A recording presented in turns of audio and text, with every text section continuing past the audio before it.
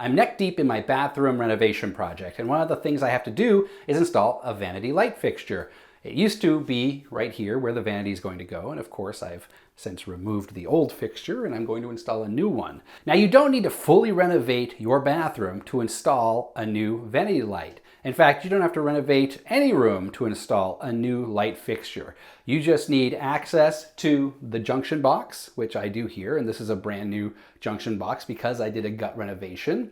And you need access to the breaker panel so you can shut off power to the junction box so you don't get electrocuted. Nobody likes getting electrocuted.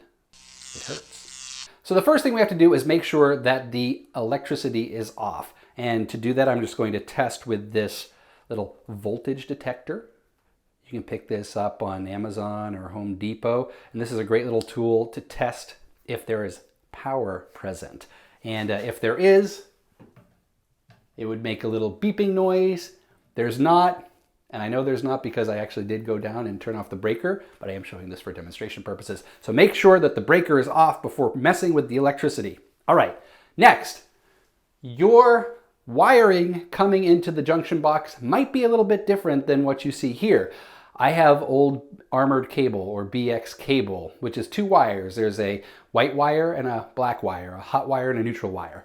And then you ground against the metal box. Yours, if you're a newer construction, you might have 3 wires coming through on your Romex, which would be the black, white, and copper, which is your ground. So just be cognizant of what you're working with and what you need for a successful lighting replacement. The lighting fixture that I'm replacing will allow me to ground against the metal box, which is great since I do not have a ground coming through the BX. Now again, your mileage may vary in terms of what you have to work with your new vanity light, but mine came with a mounting bracket.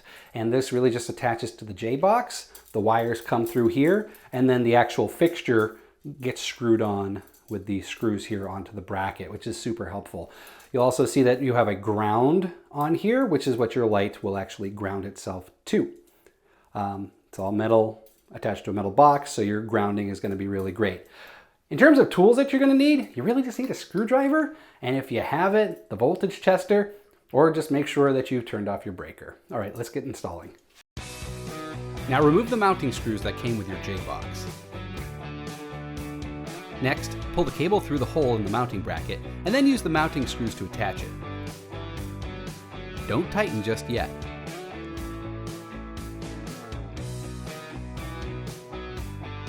Grab a level to make sure you're, well, level, and then tighten the screws.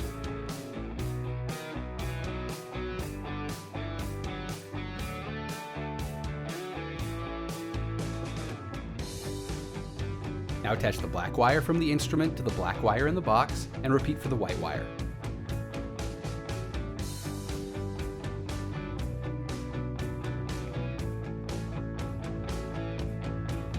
Wrap the copper wire around the green ground screw and tighten.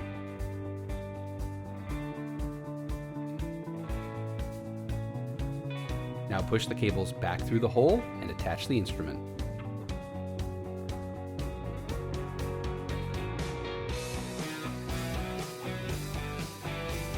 Now's a good time to test. Presto. Make sure all the screws are tight around the instrument. Add any accessories like shades. And you now have a new light.